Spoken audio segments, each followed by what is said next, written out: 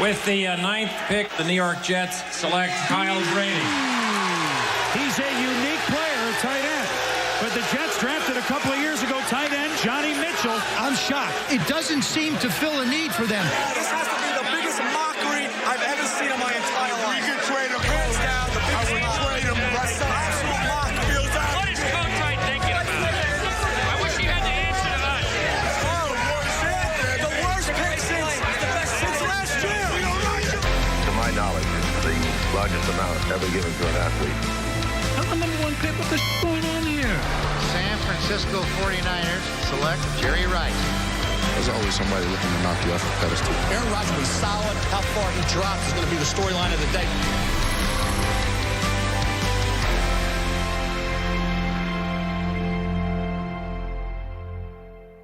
Go ahead. Give me your name. Give me your name. What's up? KB, Kyle Brady. KC Kevin Carter. Steve McNair. You thrill us. And you guys are that's nobody. the NFL draft, right? Tomorrow, someone will hand you the cap and the jersey from that team, and we'll take you out front and pose for pictures at that point. We also have an NFL site on the internet. You guys probably know more about it than we do. You probably have your own internet addresses. And if time permitting, we'll have you stop there for 10 minutes and chat with some fans on the computer. In 1995, the World Wide Web was offered to the public for the first time. You write to it like mail? No, a lot of people use it and communicate. I guess they can communicate with NBC writers and producers. Allison, can you explain what internet is? Technology was also changing the NFL draft. We hadn't yet reached that phase where you had the tweets and all the way that the fans can wade in. But what I do remember was just the availability of some of the information where typically it might have been a little more laborious to fight your way through it. The fact that it was on the internet made the preparation and the analysis just that much easier. The league was expanding as well.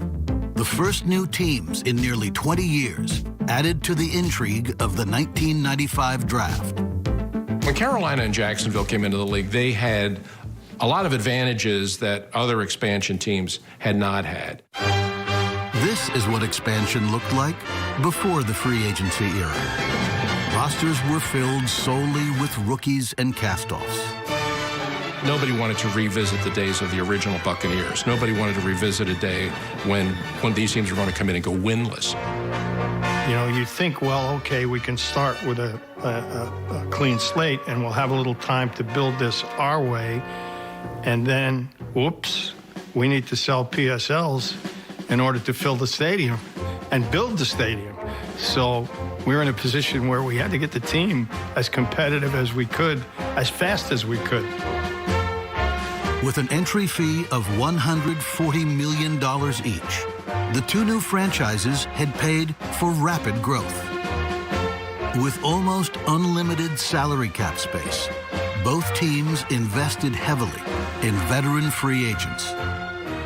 We designed specifics for each position that we were looking for, whether it be offense, defense, or special teams. You know, I had an age in mind. I wanted everybody to be 26 years old. I wanted a young team. What? Your knee pads. They're in there. Put them in there. It's going to cost you some money. What are you doing? What are we doing? What are we doing? What are we doing here? You had street free agents. You had free agents. You had draft choices. You had college free agents that were going to make up this first year of this expansion team, the Jacksonville Jaguars. I know Ron Wolf, who was at Tampa Bay in '76, he wouldn't even call Carolina and Jacksonville expansion franchises. He called them free agency franchises. My biggest argument at that time was, if this was good enough for Tex Schramm and Paul Brown, Joe Thomas with the Minnesota Vikings, why isn't it good enough for these guys? He knew full well that we could take advantage of the fact that we could cut many of the players that we got in the expansion draft and create cap space to sign veteran free agents, which is what we did. You got to crawl before you can walk. These guys were strutting. I mean, they could strutting right in. Before they could strut, they had to build a roster. Jacksonville won a coin toss, giving them the first pick in the expansion draft. Carolina would then pick first in the college draft. We were thrilled that we lost the coin toss, but the fans here were not, and the media were not, because they didn't realize how important the first pick in the regular draft would be. You take Berline, Steve Berline, quarterback, Arizona. It was a coin flip, and Jacksonville won, because I love Jacksonville, and I love the people, but the experience was not what it was supposed to be. The 30-year-old Berline lasted just one season in Jacksonville before, ironically, joining the Panthers. As the big day neared, the top of the draft remained unsettled. So who's going number 1 here? Kajana Carter. Kajana Carter. 2. Carolina. Yeah, they won't trade it. You didn't know if it was going to be me pick first. Tony Boselli was a high pick. Warren Sapp was very, very high. So you really don't know, because these are all great players, and you got 2 teams that are expansion teams at the first 2 picks. It was really kind of crazy. As crazy as things seemed, a breaking news story would further shake up the top of the draft.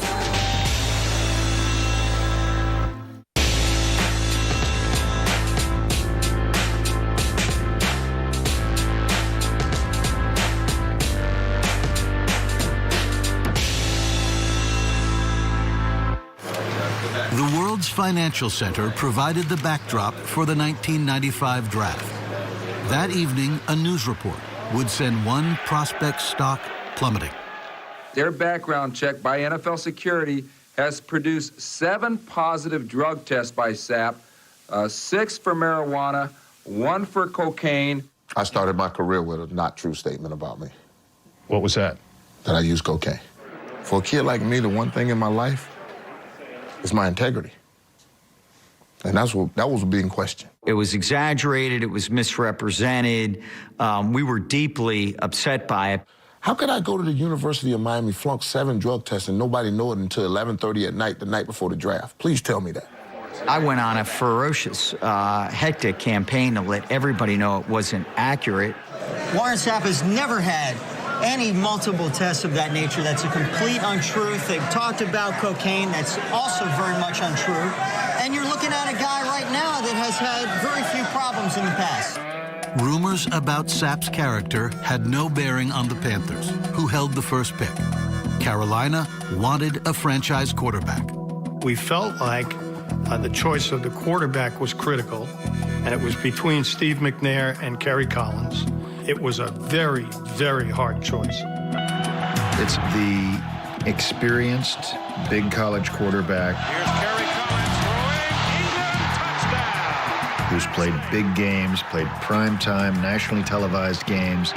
And then you've got this quarterback with perhaps more physical skills, but who has not had all of the college experience on a big stage and who's not been playing in an offense that is necessarily going to translate. We ended up saying, okay, either guy is fine. Given a choice, we'll take Kerry Collins because he'll play sooner. The Panthers knew they wanted Kerry Collins. They also knew that the Houston Oilers / Tennessee Titans were interested in Steve McNair. Kajana Carter was generally perceived as the top player in the draft, and we thought people would come up for him. Fortunately, we had a trade partner. The Carolina Panthers have traded the first pick in the draft to the Cincinnati Bengals. Carl Pickens, we have Darnay Scott on the other side. Going to John Carter to a running game that was non-existent last year. And also factor in Eric Bieniemy and James Joseph, who they added through free agency. John Carter needs an offensive line, so the Bengals will have to address The Cincinnati Bengals have selected running back from Penn State, Kajana Carter. The Jacksonville Jaguars are now on the clock. Basically, you moved up 4 spots to get who you wanted to be the #1 pick in the draft. And then for a second-round pick, which, you know, when you look at today's deals, that's a very good deal. The optimism in landing the best prospect in the draft faded in Carter's first preseason game. I think my 3rd running play and the 8th play overall on our team. Robert Porcher, who was a Pro Bowler, beat the guard clean. was there in the backfield. Kijana, stuck his foot in the ground to avoid him, and that's when I think he blew the knee out. Just try to plant and cut back to the left and just fell down. The first pick in the 1995 draft had a torn ACL. Having Kijana Carter get not just an injury, but a serious injury right from jump in the preseason, it was a disaster, and it set that franchise back.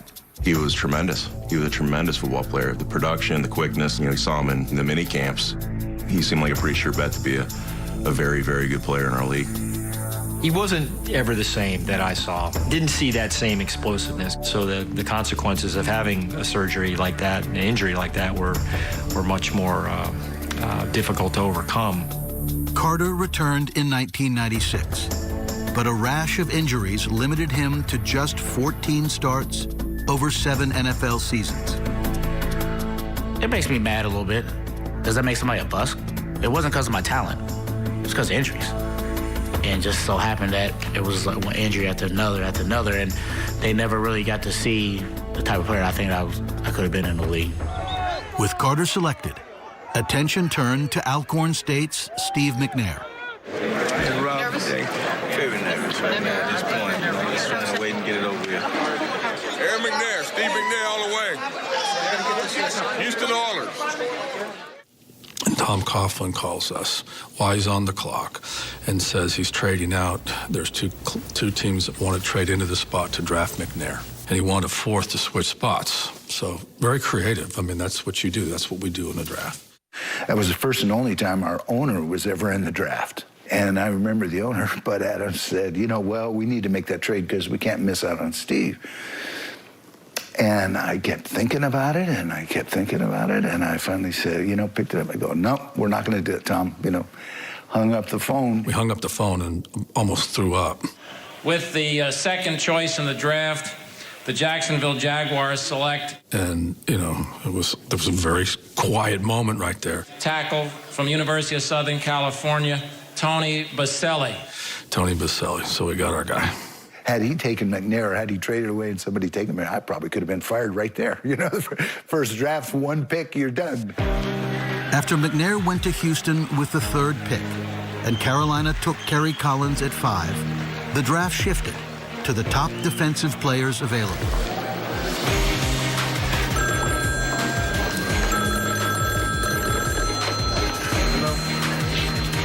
Kevin Carter. Kevin Carter, defensive end for Florida, goes to the Rams.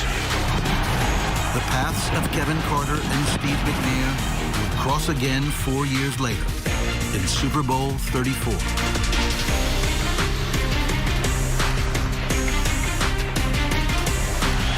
Rams 23, Titans 16.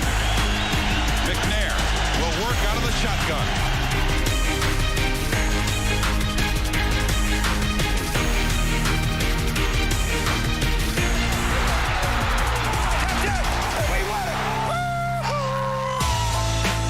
The high-profile players expected to deliver titles had been selected.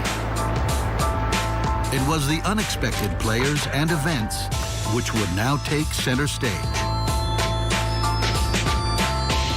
Yeah, it was the combine, I think, that did it for me because my performance there really escalated me in the minds of all the teams and the coaches.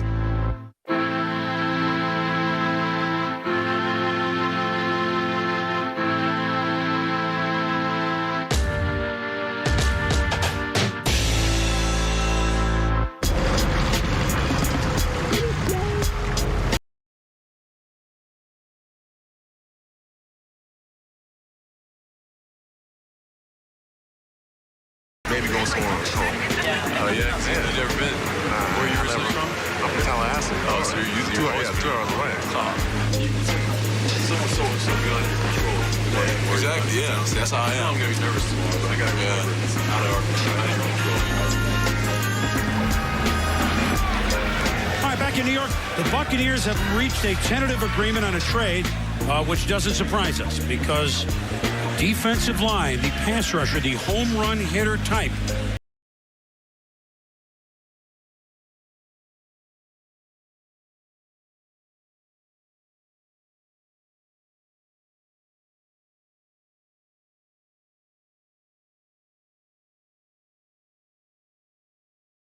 the world-class athlete who could impact a game.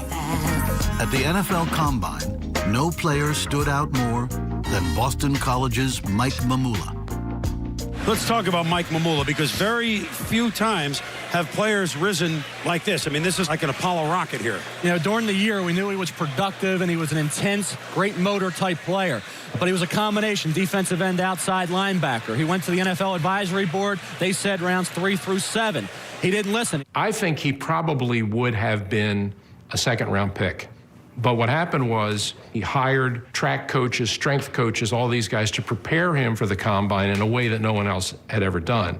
Mamula's attitude was, if they're going to run me, jump me, do all these different drills that don't change every year, why not go and train specifically for those drills? So he blew up the combine. You look at the combine numbers, 4.58 speed, 26 reps, 38 vertical. Those are numbers that are remarkable and probably the best that's ever been recorded for a combination defensive end outside linebacker. All of a sudden, everybody said, wow, look at this guy. And everybody bumped their grades up on him on the basis of what they saw at Indianapolis. Philadelphia has now made a selection with the 7th pick just acquired from Tampa Bay. Eagles select defensive end from Boston College, Mike Mamula.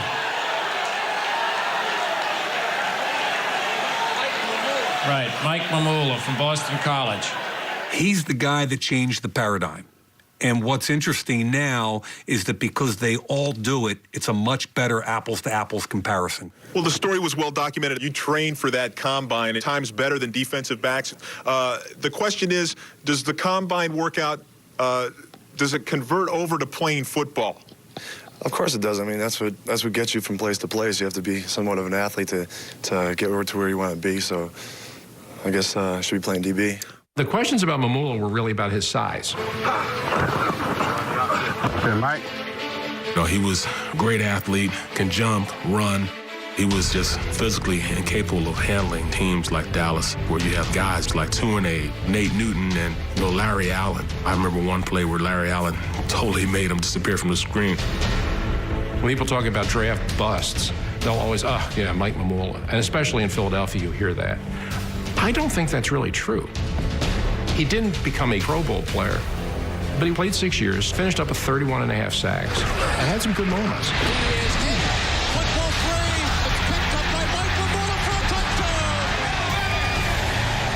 So, to me, he wasn't a bust. Now, back in New York, the Seattle Seahawks have made a selection. Let's go up to the podium and join the commissioner. With the pick after Mamula, the Seahawks took another combine standout, Joey Galloway, a receiver with 4.2 speed. The New York Jets were up next. Warren Sapp was still on the board. You know, the Jet fans have been long-suffering. We all know that. For them, winning by any means is really all that matters. How they win, who they have to get to win. We want Sapp. Sapp is the man. Forget those rumors. Rumors mean nothing. Look at LT, how he turned out. We'll clean up his act. Bring Sapp to New York. We'll take care of him. Because of all the rumors, Sapp drops and he drops. And the Jets fans all of a sudden begin whipping themselves into this kind of frenzy where they're saying, oh my God, we're going to draft Warren Sapp.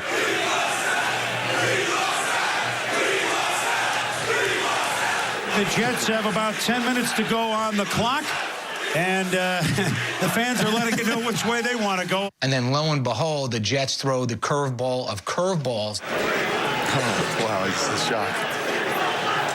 With the 9th pick in the first round, the New York Jets select tight end from Penn State, Kyle Brady.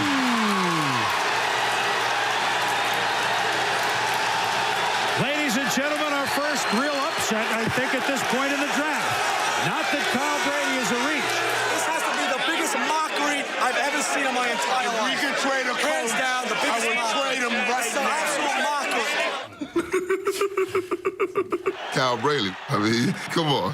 It just doesn't seem to make sense unless Rich Kotite has got some kind of plans that nobody knows about. They go 2 tight ends, maybe. It doesn't seem to fill a need for them. The Jets are going to have no receivers next year. They're going to play with 6 tight ends on the field. Boomer can't throw the ball more than 10 yards, so what does it matter? I'm not proud that they're booing. Believe me. I don't think that's nice. You're from New York. It's good, Brady. Well, right, they're going to hear from this good. And poor Kyle Brady, who's there, comes onto the stage to a chorus of boos. It's a bad dream. Why we need this kid, I don't know. Lousy football. You just kind of know from that moment that Kyle Brady's going to have an unhappy stay in New York. I mean, unless Kyle Brady had stepped in and become Mark Bavaro ×3, he was never going to make people forget about the fact that they could have gotten Warren Sapp. The best releasing guy here is Brady. He knows how to release. Watch him. Brady ended up in the Big Apple, but he had been the apple of the eye of Bill Belichick, then the head coach of the Cleveland Browns. Coach, I guess it had to be disappointing that number 9 selection by the Jets precluded your number 10 in the first round. What kind of disappointment was there when the Jets took Brady? Well, I think that, obviously Kyle's a very good player and was very highly rated throughout the league. So if he would have been there, we would have taken him. Were you shocked when the Jets drafted you? Oh, yeah, totally shocked. I completely did not suspect that the Jets would draft me. I thought they were set at the position and everything, so I suspected it would probably be Cleveland. The Jets also drafted defensive end Hugh Douglas in the first round. Both he and Brady turned into solid pros, but neither could save the Jets in the short term. They won just 4 games over the next 2 seasons.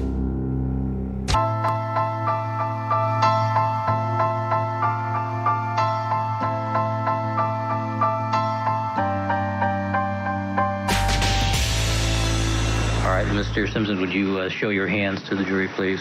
Front and back. In 1995, the O.J. Simpson trial captivated the nation. All right. Thank you, sir. It was consumed and dissected unlike any previous event in American history. Viewers could turn to 24-hour cable news for the proceedings, or even check the new internet for updates, drawing their own conclusions long before a verdict was announced. It was into this environment that fans began to consume the NFL draft. And, guilty or not, there was enough smoke surrounding Warren Sapp that teams ran from the fire. Poor Warren. Now back in New York, Warren Sapp still hopeful. What happened was, once a couple teams begin to back away from a player who should have been drafted higher, then everybody begins to back away. We've had a trade and a pick.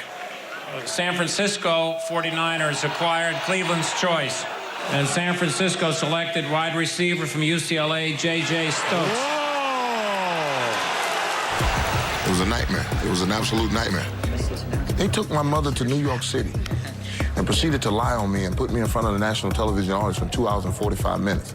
And if Brady Quinn ain't sitting there or Aaron Rodgers ain't sitting there until the 24th pick, guess who's the poster child for still dropping in the draft?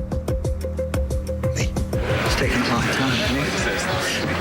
So where is Warren Sapp going to go? Now, the Minnesota Vikings have Dennis Green as the coach, Tony Dungy as their defensive coordinator. You couldn't ask for a better player for what they want to do out of 3 technique than Warren Sapp. And I didn't really spend a lot of time looking at Warren because it looked like he was going to be a top 5 pick for sure. Talked to Tony Dungy this morning and said, Tony, what if he slips to number 11? He says, hey, the guy's never missed a practice. He's never slowed down in a game. If Warren Sapp falls to number 11, he personally would love to have him. So I think if the Minnesota Vikings aren't the perfect fit for Warren Sapp, that's almost an admission by them that these drug reports have had some sort of effect. Gosh, I'm sitting there watching Sapp in that room, and nobody's taking him, and it's getting close to us, and I'm starting to get excited. I'm thinking, we got to take this guy. This is Joe Green. With the 11th pick in the first round, the Minnesota Vikings select defensive end from Florida State, Derek Alexander. Derek Alexander is a fine player, but certainly was not as high up as Warren Sapp. Absolutely right, Chris. There's no way you can rate Alexander as high as Warren Sapp. Warren, right now, the emotions. I mean, it's just a tough situation. I'm just sitting here waiting around, but I mean, it's not that tough. Drew Rosenhaus as the agent.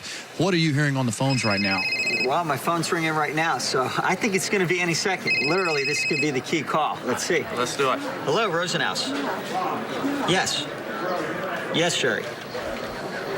Okay, you got it. I got to take this call, guys. Okay? This is important. Thank you. Well, obviously it is an important. The call was from the Buccaneers' war room, where general manager Rich McKay sought to remake a team that had reverted to its expansion origins. The Bucs franchise prior to the '95 draft was not good. We kind of invented losing. Wake up! You're looking at me like I'm not even talking. You're not hearing me. So we really were looking at it as a moment in time where we needed to move the needle and move in the right direction in a hurry. Tampa Bay. Lo and behold, 12 picks later, I'm landing in Tampa with 12 consecutive double-digit loss seasons. The yucks, they were the worst, and now I was a part of this. Let me say this, Joe. When it's all said and done about 4 or 5 years from now, I'll put my money on Warren Sapp being the best player in the NFL. The risk was worth the reward for the Bucs. And with the picks acquired from the trade down with the Eagles, they gambled again on an undersized linebacker named Derek Brooks. The teams that asked me to work out individually wanted me to work out as a strong safety. I told them in my heart of hearts, I wanted to prove that I was an NFL linebacker. Was he too small? Yes, he was too small. But we had been a franchise that had been living off of the guys that could jump the highest, run the fastest, do the 3-cone test, all those things that don't necessarily translate to playing football. We were taking all of them, and we weren't doing that anymore. We were going to take guys that were productive, and Derek Brooks defined productive. You got 2 players that are going to start for this football team. I guess the only question, Sam, is can the Canes and the Knowles play together? Warren and I, we knew each other since our senior year in high school. We were on the same all-star team for the state of Florida. He was just 17 and I was 18 at the time. So I'm a tight end. We get to go up against each other. So he lines up and I put the move on him. Left him at the line, I'm playing tight end. Caught the ball and this guy came screaming across my face. I dropped the ball. I said, holy.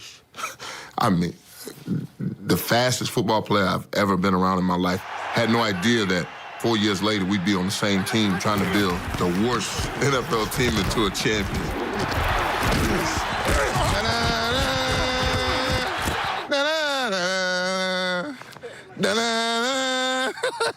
I was sick after that draft.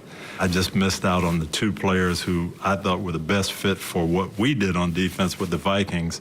And little did I know, the next year, I'm the head coach of the Buccaneers, and these 2 Hall of Famers are sitting right there for us. From that point on, the Buccaneers really became a team defined by their defense.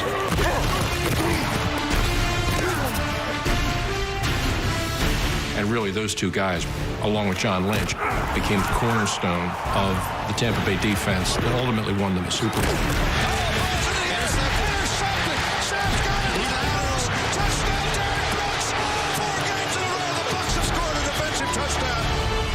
In 2002, the Tampa defense scored 9 defensive touchdowns, leading the Buccaneers to a Super Bowl title.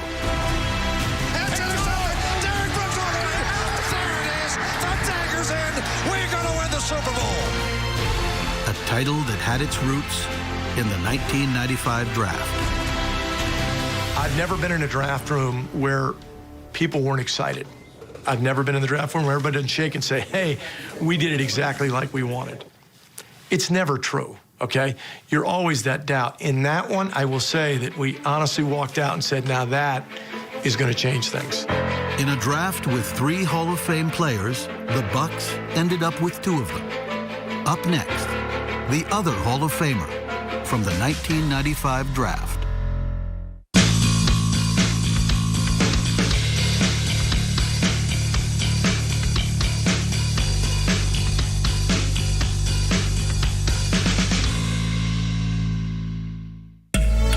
One name not expected to be drafted high was punter Todd Sauerbrunn, who was drafted 56 overall by the Bears. Only 3 punters in NFL history had gone higher. Another obscure name was tackle Ryan Grigson from Purdue. Cincinnati's 6th-round pick would eventually become the general manager of the Indianapolis Colts. I was very fortunate to get picked. I had a draft guide that I got at a Borders. This is the 1995 Pro Football Weekly draft preview with coffee stains still on it. That's in my office here in Indy. I literally just crossed off each name like it was gospel. I was so naive, but he came pretty close to almost picking exactly when I came off the board. Positives: fine size, wide body, tough, decent hand use, will play with some knee bend at times. Negatives, does not have the quick feet needed to play left tackle and really struggles to handle an edge rusher. Summary, could have a chance as a right tackle or guard on a team that does not pull its guards. So that says a lot about me as an athlete. After Grigson was cut by Cincinnati in training camp, he spent 2 years as a backup in Detroit. I always thought I was a much better athlete than I was, and then as I became a scout, and then you pull out the tape, I think he was pretty accurate. After Grigson's Bengals selected Kajana Carter, there was a first-round run on running backs. With the 17th pick in the first round, the New York Giants select running back from Michigan, Tyrone Wheatley, Napoleon Kaufman, James Stewart, Rashaan Salam. In the second round, attention turned to Cordell Stewart, a gifted runner who was also a passer. Stewart lets it go. He's got 3 people down there. The ball's up in the air. Caught. Touchdown. Incredible. Everybody loved his athletic ability. They kept saying, "Guy, great kid, and a lot of talent, but what is he?" Pittsburgh drafted Stewart as a quarterback, but also projected him to help elsewhere. The question was, if we needed you to do something else, would you? And what you think my answer would be? No, coach, I'm gonna be a quarterback. That's all I want to do. Of course not. Look at Cordell. Turns, looks for the end zone, fires, and it's out of the end zone. Slash, Stewart. The nickname Slash was born. Good job, Slash. Slash is lined up in the backfield. Slash in motion. Slash is the quarterback. They said, okay, we think this guy's really a special player. We can find ways to get him on the field and find ways to let him make plays while we teach him how to be the quarterback we ultimately want him to be. It tainted the quarterback position for me a little bit. But at the same time, it gave me an in. They figured, well, if he can do all these things, great. If we put him in the right situation and accommodate his skill set, it could be something special. Through 2 rounds, multiple ball carriers had been selected. But the 2 men who would prove to be the best backs in the draft, Curtis Martin and Terrell Davis, remained on the board. Martin, boy, if he's healthy, he's real good. That's right. And the thing is, can you keep him on the field? And if you do, you got yourself a good back. Had an outstanding junior year, had been banged up his senior year, didn't play as much. And so there were questions about him. But if you watched him on film, I mean, this guy was a great player. Well, the rap was worse than that. It wasn't only that I was injury prone. It was that I didn't work hard. I wasn't committed. That I was an underachiever. And I couldn't disagree with it, to be honest. But going into my senior year, I made up my mind to not be that guy. And I'm the type of guy, if I really commit to something, I'm gonna go 100%. I went to the combines and I broke like 3 records. So I got everyone's attention then. Bill Parcells' Patriots needed a running back. Assistant coach Maurice Carthon was dispatched to evaluate Martin up close. And Bill told Maurice, listen, I've heard a lot about this guy, but it seems like he's too good to be true. And I want you to go there. I want you to give him the workout from hell and come back and you let me know what he's made of. Maurice said he went back to Bill and told him that if they waited till the 2nd round, he thought that I'd be gone. Martin helped lead New England to the Super Bowl in 1996. Over his 11-year career, he showed remarkable durability, amassing over 14,000 rushing yards while missing just 8 games. He was inducted into the Pro Football Hall of Fame in 2012. Out of all the things that I've achieved, one of the things that I learned is that it's not necessarily what you achieve in life that matters most, but it's who you become in the process of those achievements that really matters. Another late-round running back who has garnered Hall of Fame consideration is Denver's Terrell Davis. Here goes Terrell Davis, big hole, TD, still on his feet, 30, 25, 20, 15, 10, 5, touchdown! He was the perfect fit for what Denver did at the time. The zone scheme, patient, one cut, north and south. Well, there's 3 or 4 runs that he made that We didn't have anybody on our football team that could make those type of runs. Davis's draft stock was hindered by injuries and a poor recommendation from former college coach Ray Goff. Every once in a while, a guy will get in some type of trouble with a head coach or an assistant coach, but when you check out the trainers, you check out the equipment man, you talk to different friends, there was no question about TD's character. We had TD projected in the 3rd round at that time, and we were at the 6th round, and we were trying to debate which way to go. There were some reports that had me going in between the 4th round and the 7th, and even some reports that I wasn't going to get drafted at all. So I didn't pay attention to the first couple of rounds of the draft. Davis was taken in the 6th round, the 20th running back selected. I like to always say I was drafted before Terrell Davis, but he had quite a bit better career than me. By that time, listen, the thought behind getting drafted that late was you're going to come in and be camp bait. You weren't going to make anybody's roster, so it really didn't feel too excited about being drafted. Buried on the depth chart, Davis finally found a way to make an impact. Belted at the 19-yard line. Absolutely crushed by rookie Terrell Davis. Until this day, every year on the opening weekend of preseason, I show these rookies. I said, you want to make a team? You don't think you've been getting enough reps? Go do this on a kickoff. You know, you get all these uncertainties about a draft. What kind of kid is he? How tough is he? What's his work ethic? And then you watch a kid come down the field and blow up a guy on special team play like that, and you go, okay, they're all checks. Tough, cares, physical, they're all check marks. By the end of the preseason, Davis was the Broncos' starting tailback. In his first 4 seasons, he rushed for over 6,000 yards, was named league MVP, and led Denver to 2 world championships.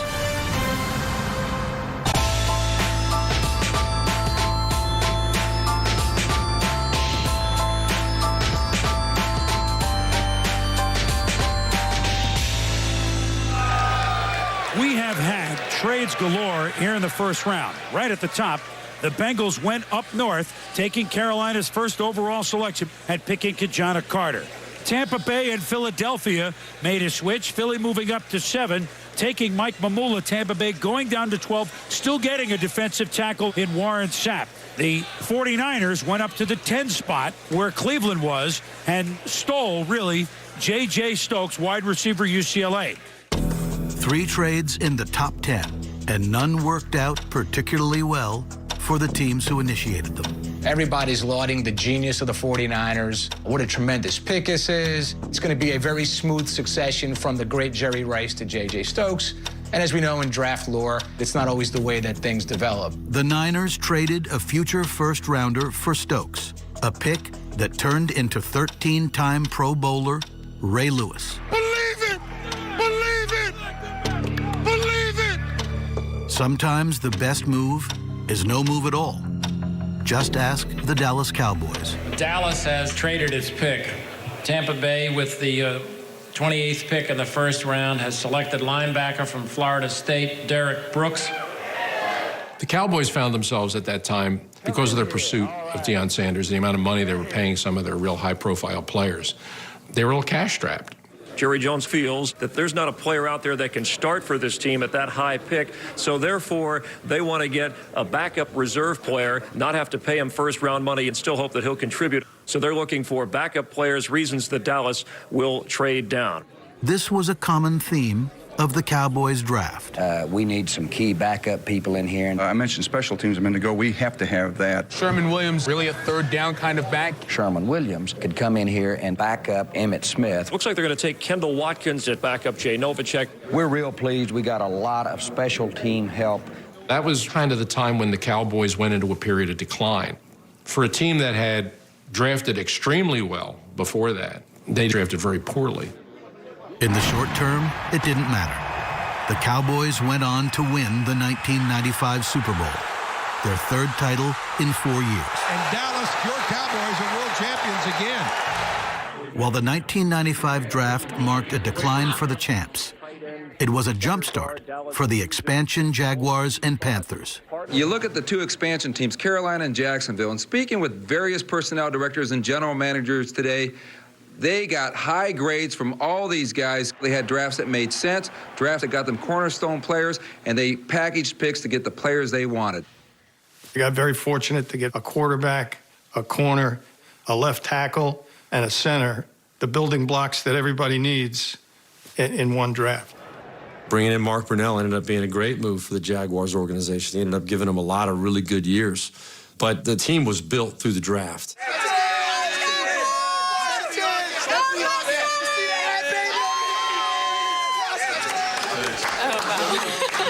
I mean, I was an offensive lineman, and so it wasn't like I was the quarterback. But still, I mean, they were being the first pick. I think they overlooked that I was in a skilled position. He was the cornerstone of the franchise, a quality of player that we could build the rest of the team around. I mean, if it wasn't for injuries, this guy'd be in the Hall of Fame now. You know, your shutdown corners, he was a shutdown left tackle. He's one of the few players I saw block Bruce Smith every time he played him and totally dominated. Tony Boselli just takes Bruce Smith down. You know, when you pick at the top of every round, it's nice. But to be in the championship games as quickly as they did, that was incredible.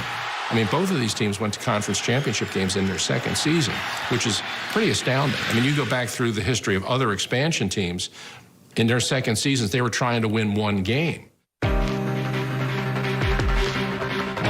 Nobody gave us a chance to win. They were gifted and talented. Elway was playing quarterback, and here goes this team, second year in existence, in Denver, and somehow we found a way to win. The Jaguars are going to the championship game of the American Football Conference. In a way, the success of the other franchise motivated each of those teams because you're kind of saying, well, we're not going to let them outdo us. They're in their second year, so are we. We can do this too. The Panthers have done it. The king is dead. If we didn't run into a buzzsaw in Green Bay in the NFC Championship, I think we might have found our way to the Super Bowl. There would be no expansion Super Bowl, but both teams had, well, expanded faster than anyone could imagine. We drafted well, and we brought in players that could help us, and we had created a great recognition for our city. I'm extremely proud of that. But it did do away with the 5-year plan. The perception of getting good fast in the eyes of the fans became de rigueur. Looking back, is there anything that surprises you about that draft? Yeah, Derek Brooks does. That Derek Brooks didn't go sooner in that draft is a little bit of what's wrong with us, guys like me that were in the personnel business. You can't watch the tape on Derek Brooks and allow him to go 28th in the draft. Too productive, too good a player, national championship, best team in the country, best player on the team. We all get caught up in it. You project so much based off the measurables and the testing that you get away from the simple fact, does he know how to play? I actually have a picture in my office, the greatest game I ever played with Unitas. And just, where Unitas got drafted. I mean, I think 9th round, and then was cut by the Steelers. It just goes to show you that there's greatness in the late rounds. And a lot of times guys get overlooked, maybe because people didn't look hard enough. Today, in the throes of the information age, the inexact nature of the draft endures. But 1995 marked a beginning. It was the year of expansion for the league and the world around it. And the internet soon drove interest in the draft like never before. That became the next big threshold in terms of getting more people into the draft. If you want to see any player, the most obscure player at Mount Union College, it's all there at your fingertips. That just grew the draft that much more. And 95 was the first real draft that all this started.